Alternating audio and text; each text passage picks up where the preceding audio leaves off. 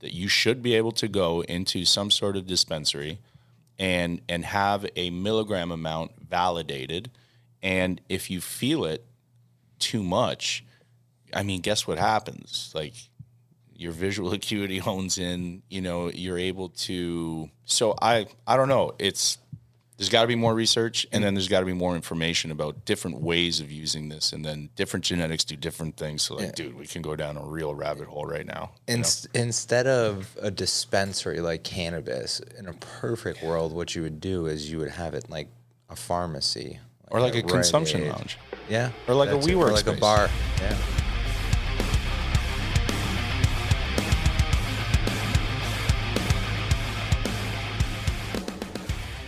Ladies and gentlemen, episode 75, No Fallen Heroes, Max Afterburner podcast. I'm filling in for Matthew Whiz Buckley, putting the ladder down, okay? Here at home. So I hope that was my best impression of Whiz. And I'm here joined with Cody Shandraw. We're just a guest hosting and honored to be here, sitting across from such a beautiful human being. And we're going to dive in. We didn't make a script, but we're just going to riff. We're free flowing. We're gonna hit some news. Yep. Let's listen. Probably the biggest news for the psychedelic space today, right? The FDA issues warning letter for ketamine. The FDA has issued a warning regarding the use of ketamine outside of FDA-approved condition. This notice seems to be in response to the growing use of ketamine for the treatment of mental health conditions. So, ketamine works. So we had, when we owned our 3 clinics, they were psychiatrist led, and we were just using it as a tool, and we were using off-label use with IV ketamine. What's the indication approved for Johnson & Johnson S-ketamine, intranasal spray? Is it for depression, major depressive disorder? MDD. So they're saying anything else other than that and using that for depression, people aren't allowed to do? I guess. Doesn't make any sense. So we were tracking people with PTSD, and we would use ketamine. So I guess let's back up. When the FDA approves a medication like they did with intranasal spray and S-ketamine, ketamine's been used since the 40s and 50s, 60s as an anesthesia in the Army. Battlefield. Okay. And so it's been around for a really long time. What they did was this Johnson & Johnson reformulated ketamine into an intranasal spray so that they have patent protection, so then they can block out all these other companies. But as soon as a medication is approved through the FDA, then you're able to use that same medication so you deem fit, if you're an MD or a physician, in your clinic to treat anxiety, to treat PTSD of people. So... And it works. I mean, we were putting people into remission with 6 sessions 47% of the time. The reason I know this, and we mined our data, because we were going to go for a universal contract with Blue Cross Blue Shield of Illinois to try to get the same reimbursement, although it's shitty, that Massachusetts has for IV ketamine, So Still something. It's fucking hilarious, though. Why don't they worry about Adderall? Or why don't they worry about Klonopin or Xanax? Shouldn't be prescribing amphetamines to kids? No. So just worry about something that is actually like hurting people, and this is helping people. But there are, and as you know, there's a lot of bad actors with ketamine in these clinics and these nurse practitioners and people just bad actors and everything, though. No doubt. It's not just this. One of the really interesting things this article says is it's awful strange for this crackdown to be taking place and that letter to be sent, because recently, 60 days ago, the FDA just approved 5 different orphan indications for ketamine. Really? Yeah, for Pharmather. Pharmather. Orphan. What do you mean approved, though? Like they did a pre-IND meeting, or they gave like an indication? So when we filed with Wisana, when we did our pre-IND meeting, so if you want to make a new drug, and then you have to file a new drug application. So Then you have a pre-IND meeting and you tell the FDA what indication it is that you want to go after. Ours was traumatic brain injury related depression. And then you show them and tell them what you want to use. Ours was synthetic psilocybin in combination with synthetic CBD, a cannabinoid. And then you have to put a dossier together, a book of all of the safety data associated with the two medications. And then you have to show them like the clinical plan, and then you have to show them your what's called like farm talks. So This was approved. approved. Yep. FDA by who? Is it Johnson & Johnson? Oh, no, it's their own. I mean, it's just straight ketamine. It's Keta RX. Huh. That's what they called it, but I mean, it's approved. And it's there's no company. Oh, yeah, PharmaTher PharmaTher. is who owns it. Who's PharmaTher?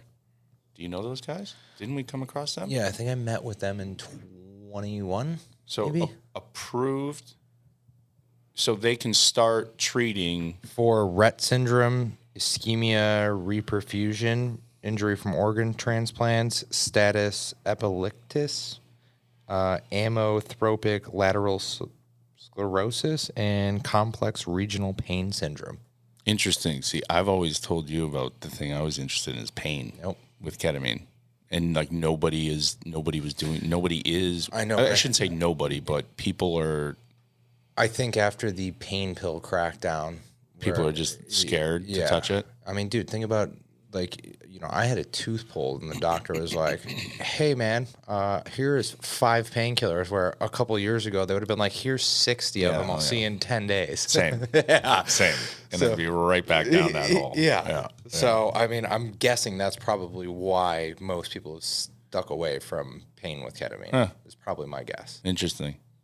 Well, I mean, the FDA is sticking their nose in where, you know, I guess it's what they're supposed to do. But dude, there's just so much safety history on ketamine for numerous indications. I don't know why they would, you know, try to stop something that's working, especially with this mental health epidemic that we have going on. Yeah, it's strange. I mean, you know, there's probably much better ways to spend taxpayer dollars. And Absolutely. time, but Absolutely.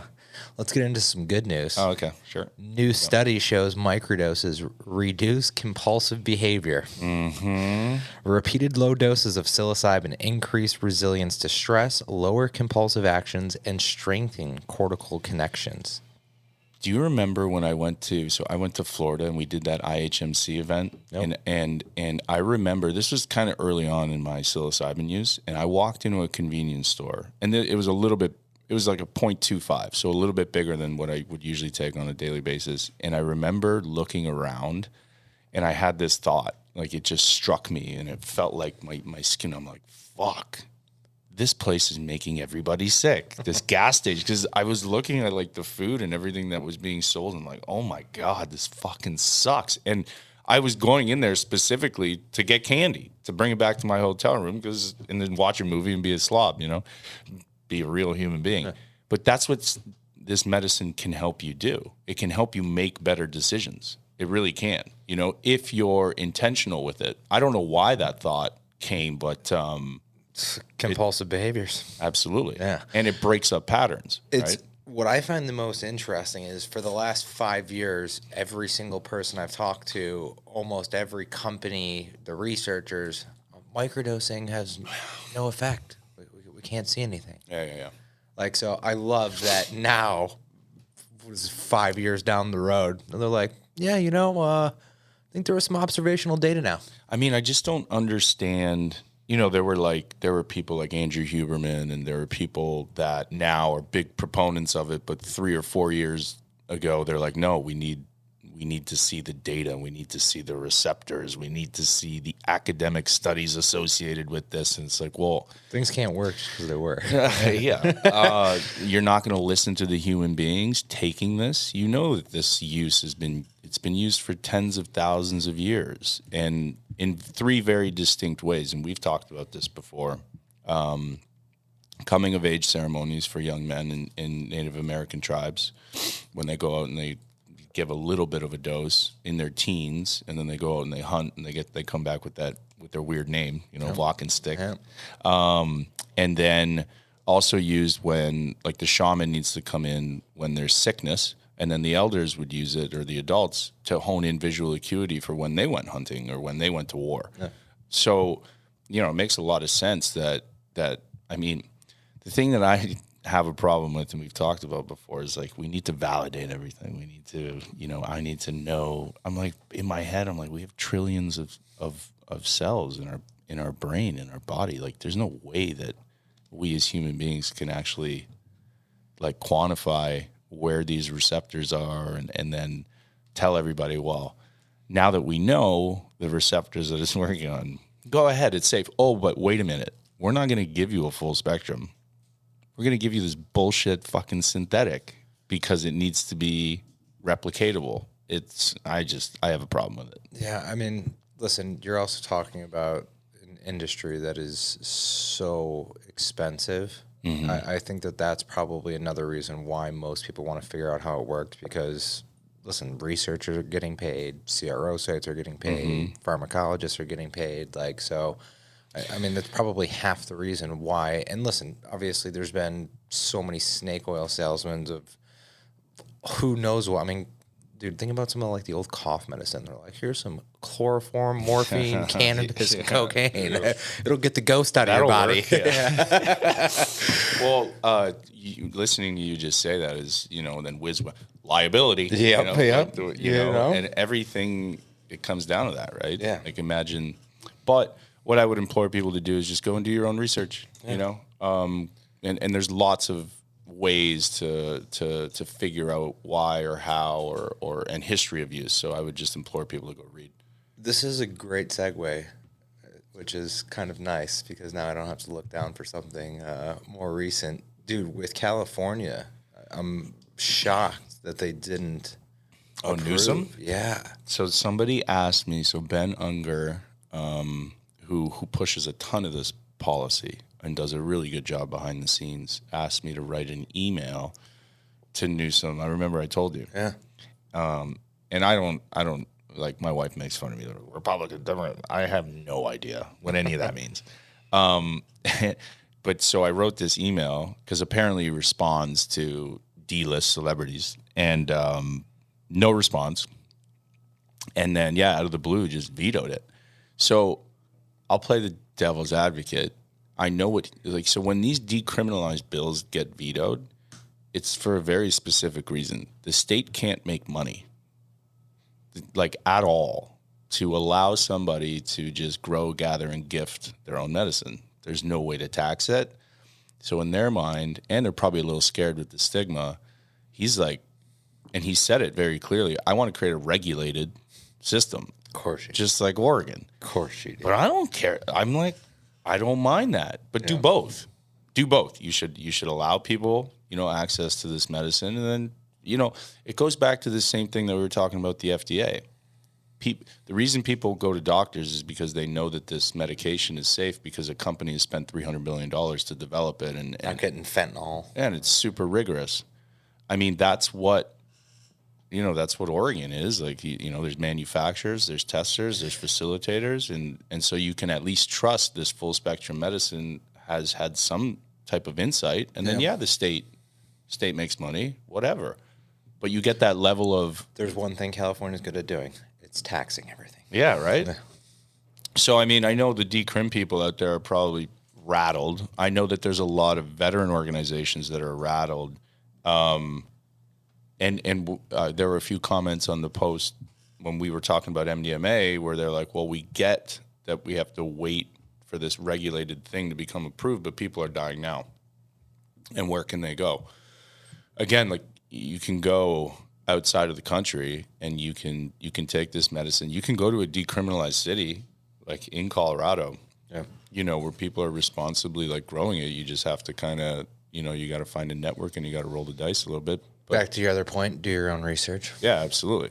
Read the information and then make an educated fucking decision, What, like, looking at what Oregon has done, I guess, as I look towards other states, let's say down here, like Florida, I mean, knowing how kind of slow the process was for cannabis down here, do you think that we're going to see, just because there has been so much medical literature over the last couple of years, especially, and billions of dollars have now poured in? Yeah. Do you think that it's going to be a much quicker rollout, or do you think, like, especially some conservative states are going to wait until they're approved by the FDA? Well, this is why, like, I laugh at this industry that we're in when you have all the, like, the decrim people mad about the FDA and trying to make a medication. It doesn't make any sense. The only reason that all these states are now flipping, we introduced it to Chicago. I was a part of Initiative 81. Well, guess what we did? We brought a dossier of medical information to convince this board.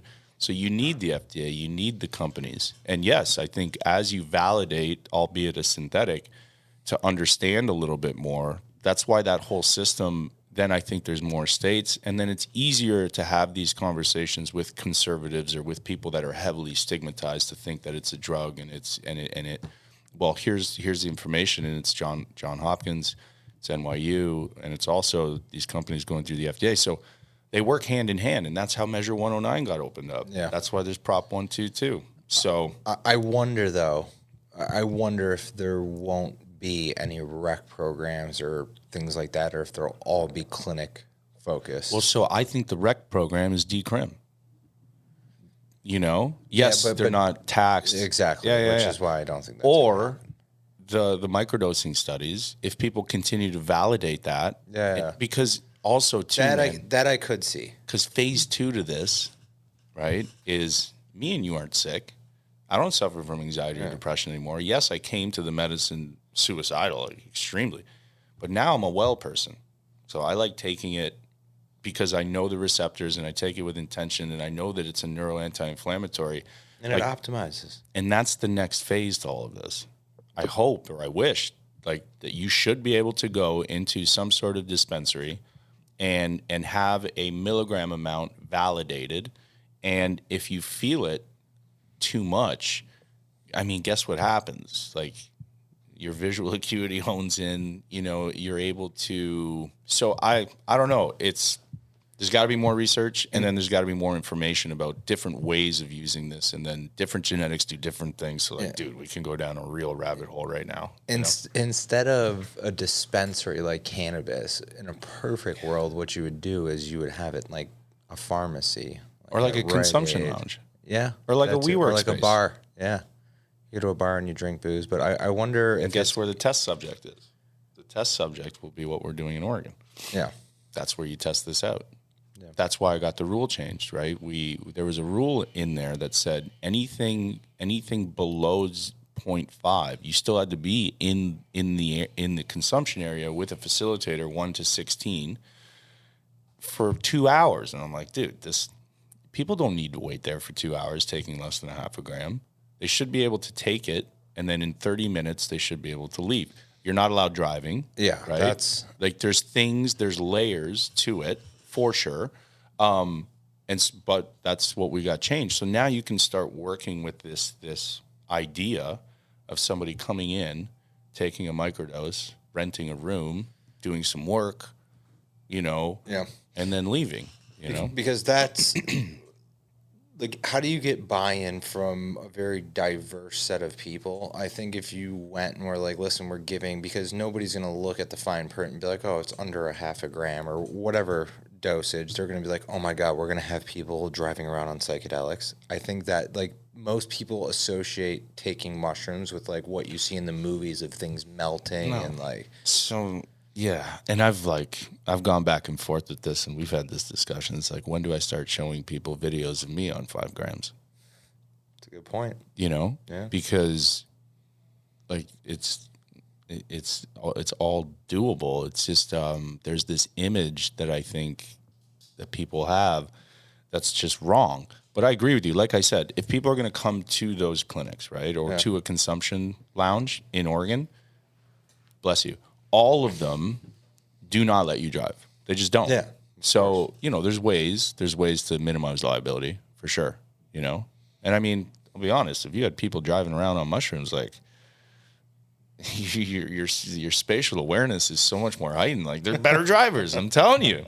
I'm fucking telling you. Listen, I'm not arguing that fact. know? Yeah, I'm not arguing that fact. Anyway, yeah.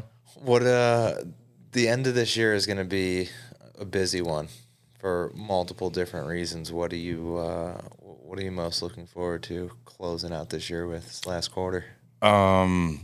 I mean, obviously, Oregon makes me excited. It's the best thing I think that we have that we've been working on for a really long time is Healing Realty Trust, you know, and we're just about to go into this big raise with a bank that's, you know, highly touted, and we have properties and we have relationships that are really important for the success of this to happen and to roll out what you always talk about and what we always talk about, right, which is building these clinics to treat more people, to provide more access, and then build more clinics. You know, there has to be the infrastructure that needs to follow very, very closely in the next year and a half.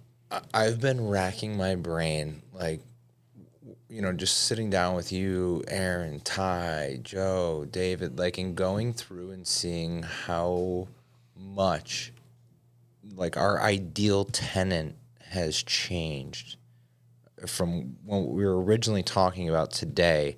And now, like, we talk about this access, I really think it is going to be done through these, like, existing behavioral health condition specific type of facilities. The legacy people, yeah, the HCAs of the world or the hospital systems of the world, or I think what is apparent to me is like where these treatments are already happening, to your point, this is just another tool in the toolbox. And we talk about it all the time.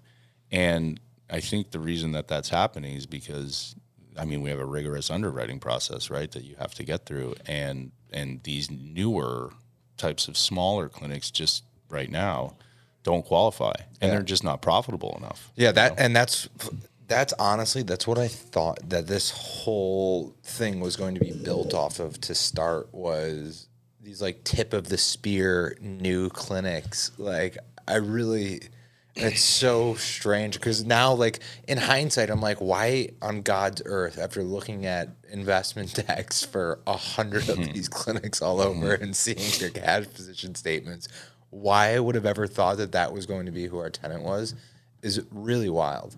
So we should say, you know, if you are a practice out there that's on the smaller side and you've been in business for over 2 years and you have financials, et cetera, and you're looking to expand, like, you can reach out to us and we'll take a look. I just think that there's so few people and physicians that understand. I don't think that there's a lot of physicians that want to put their license on the, and you're not putting it on the line to you know, go to the DEA and order ketamine, MDMA. These are scheduled substances, you know, so these physicians, I think, are viewing it. And then, dude, people just don't understand it, let alone doctors, to the point before, right? There's nobody teaching these people. No, I know. There's nobody teaching these people right now. So I was talking. It's us. Yeah. Shout out Clerkenwell Health. We were just having this conversation today. The UK, he was like, you know, he's like, it's funny, I hear you guys talk sometimes on the podcast and on Instagram, and he was like, you know, about how underserved the infrastructure is. He was like, here in the UK, it's that, but also, like, nobody is talking about it. Like, one of the good things that I've noticed is almost everybody we've talked to, whether it's eating disorders, drug and alcohol use disorder, inpatient clinics, like, all of these guys have been watching, like, this whole kind of new field evolve, whether it's ketamine, MDMA, psilocybin. So, like, I do feel like there is a little bit more, you know, and listen, is that from the drug companies, marketing, or media pushing out more stories than maybe they do over there? I don't know. But it is interesting because there are very few people that I've talked to over the last year that aren't familiar. And that's in the UK specifically? Yeah, it's in the UK. He said, like, the doctors and the healthcare systems that they've talked to are just not. How small is the UK? Is it like 30 million people? It's kind of like Canada, isn't it? I think so. Maybe that's why, you know? And then, but if you use that, Canada's like one of the leading edge countries. I know, but and then I just think that they have a different healthcare system over there, where maybe it prioritizes the human over profits. 67 million. 67. Okay, yeah. Maybe they have a different system where it's not profits over people. Yeah, that's fair. Like this system, albeit we need it and we're playing the game. It's I think that's why there's so much attention and potential for these medicines, because we're talking about these curative measures rather than just these synthetics that cause stomach pain. Well, I have something for the stomach pain too, and then the stomach pain causes fatigue. It's like, we have something to get your energy up. Oh, you're losing your bone density a little bit too for that. Well, now I can't sleep. Don't worry about it. Got one. We got something for that too, So, and I mean, it's a system that, again, we need. Once you understand the rules, then you can understand how to play the game. Same with the clinic side. I also think like that profit has driven people to reach new heights in their career and develop these amazing new treatments because of the money that is involved and the incentive you have. Yeah.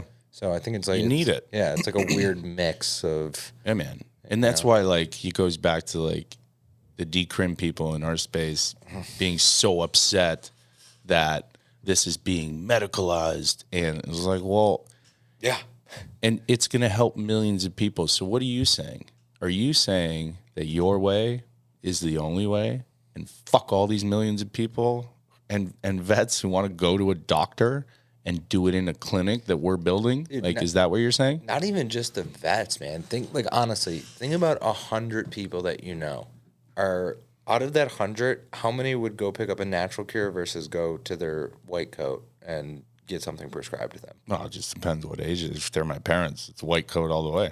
Yeah, I think probably 90% of people are going to prefer to go to the doctor. Yeah, to be honest with you. Yeah, I think though now what people are starting to realize is when it comes to mental health, your mental health, they're like, oh, this guy really doesn't know. He doesn't know. He read it in a book. Yeah.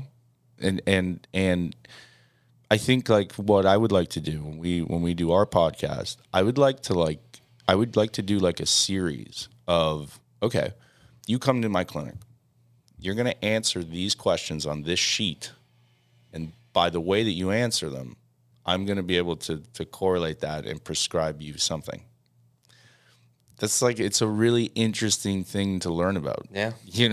Because these indications, and that's the system, And then also, too, there's a part of me that's like, I want to empower people to take a look at, like, the rest of the elements of their life. Are you exercising? Are you moving? Dude, Are you eating well? What is going on? That's my biggest thing. And listen, obviously, one of the biggest proponents for whatever your medicine of choice is, I really, before anything is prescribed, whether it's mushrooms, whether it's Adderall, anything, it should be like, listen, let's 90 days, I want you to have this diet, I want you to have this exercise, and I want you to have this sleep routine. I bet that 70% of most of those issues that you're going through are probably related to one of those. There's tons of studies on that. Yeah. That's why, like I said, and we're gonna, I guess, we can announce something now that we're gonna start a podcast. We're gonna objectively just show people this information, and it's gonna be clinical trials done on, kind of like what like Huberman does and stuff, like on sunlight. I want to show people like the mushroomreferences.com and the thousands of clinical studies done on lion's mane and what it does for the brain, and just read through it and point people in the right direction. What does exercise do? And you don't need to ride 8.5 miles, like you can just go for like a walk. You just need to move, so I'm interested. Touch dirt, put your feet on the ground. I think that's one of the biggest things. I see people all stress out all the time. I'm like, dude, go outside, go touch your grass. Dude. Take your shoes off and touch your grass. Did I talk about with my dad? So my parents are like diabetic, or they're diagnosed as diabetic. And so the other day, it was last Saturday, we went to a trail with my kids, and all we had was like water and apples, and he was in the sun the whole time. And we got back, and he tested his sugars, and it was 6. They were perfect, you know. And he didn't take any medication that day, and he didn't need to. My mom's you saw her yesterday doing the cold tub for 7 or 8 minutes. What an animal. Ripping. But, you know, like all of these things, if you integrate them into your life, flush out inflammation, and the number one cause of disease is inflammation. Sugars, the food that we eat, cause inflammation. You know, that's why athletes, and I've been in cold tubs since I was 15, because you work out, and then you burn off the inflammation, the lactic acid, because then your legs feel in between periods better, and then you can go do it again, even harder, you know? So that's what I'm most excited about, just giving people objective information and pointing them in the right direction, and hopefully empowering them to improve their fucking life, man. And it doesn't just have to be with medication once you've, you know, I think what we're talking about is preventative. Yeah, that's the idea. Listen, the REIT is obviously, I don't think I've ever been more excited for a project in my life than this, which is really strange because I've been lucky enough to do a lot of cool shit. Mm-hmm. And this is by far and away the most exciting. What I am also very excited to do is the No Fallen Heroes Fly and Shoot Day. Ooh. Yeah, why don't you talk about that? When is that? 17th or 18th? I think we're going to try to shoot for November 17th, but that could end up shifting to maybe early December. We'll have dates for you guys very soon. But, I mean, athletes, entertainers, hopefully some researchers that have been kind of actively involved in the PTSD and some of these emerging therapies. So, you know, I'm really excited to do that, especially to bring around people that are supporting the cause but might not understand as much. Is he going to be around Wonderland? Hopefully. Okay.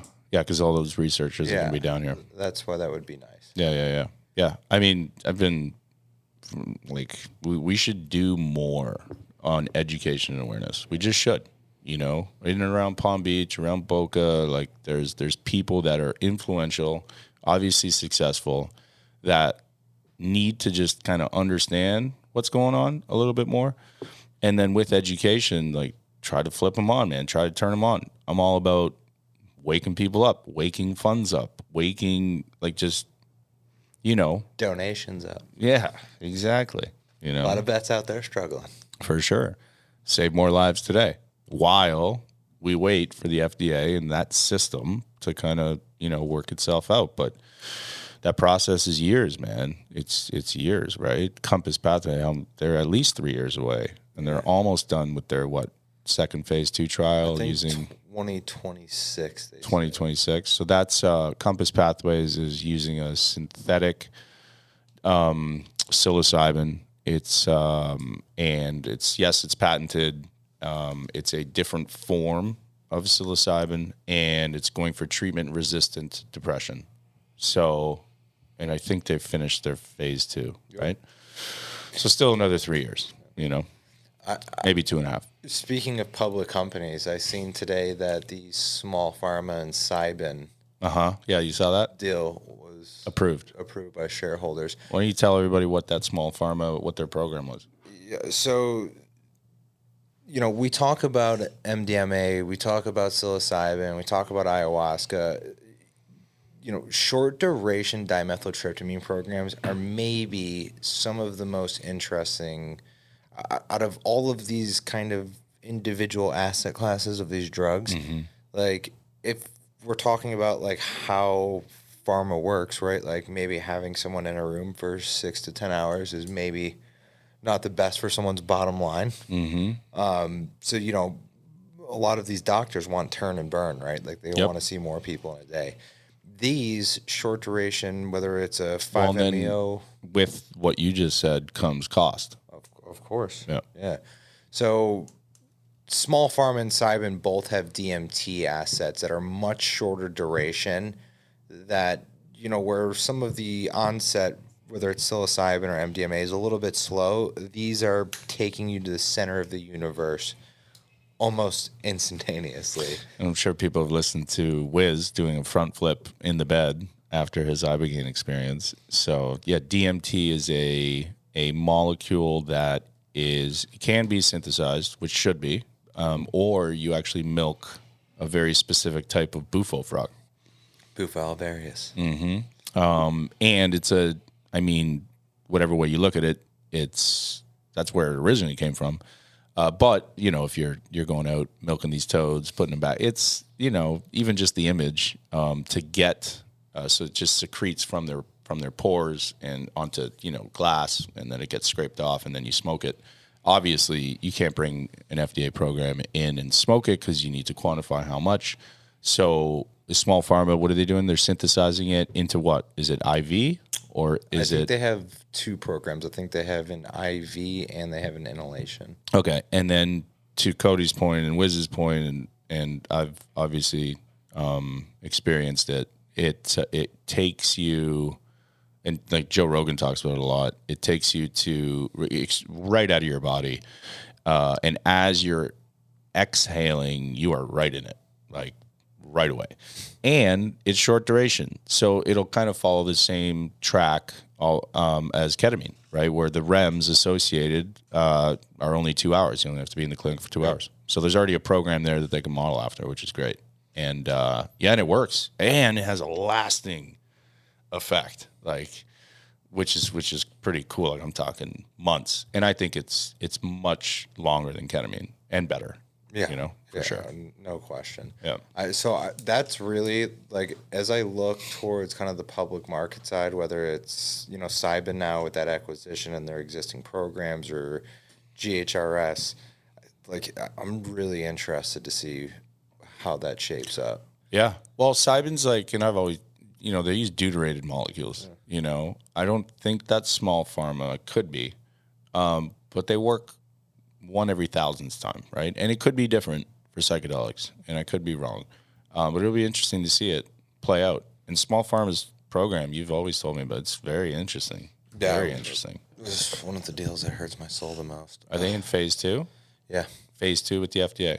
What indication, Yeah, I want to say it was MDD. I feel like it's major depressive disorder. So in the future, what hopefully you'll have are options for statewide programs and full spectrum medicines where you can use, different things. Like Colorado passed, they're starting with psilocybin because that's the most safety data on it. But eventually there's going to be DMT, there's going to be ayahuasca, there's going to be ketamine, there's going to be MDMA.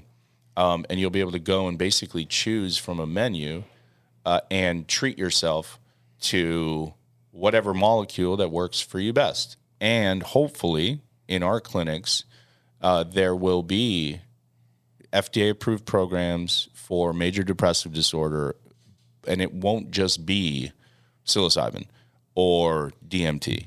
Maybe there's a derivative of ayahuasca that could be prescribed. Well, pharmahuasca? Oh, dude, it'd be great. I think there's a company, Reconnect, out of Switzerland.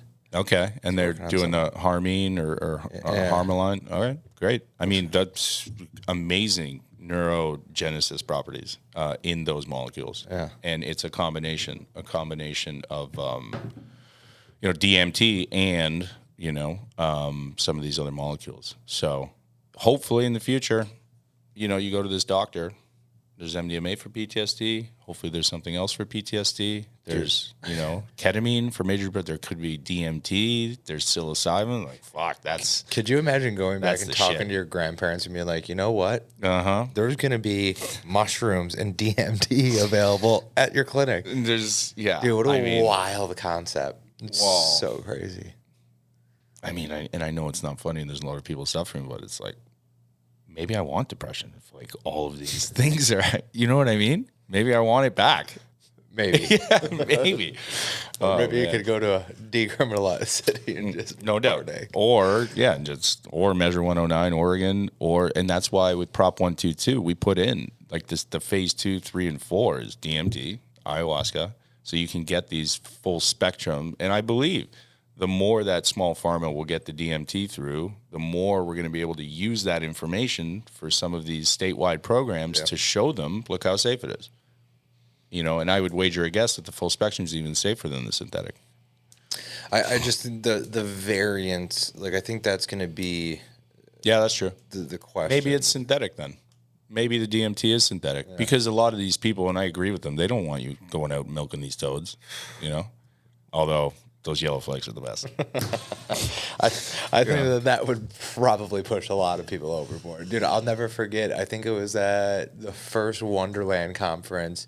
One of the reporters there was like so blown away. She's like, "So they just kill these toads?" I was like, "No." I was like, "They're milking them." She was like, "Well, how do you milk a toad?" I was like, "Listen, I was very carefully." There's a great documentary online. Check There it really out. is. Yeah, Yeah, man. Hamilton Morris same way you milk a cow. Right from the nips.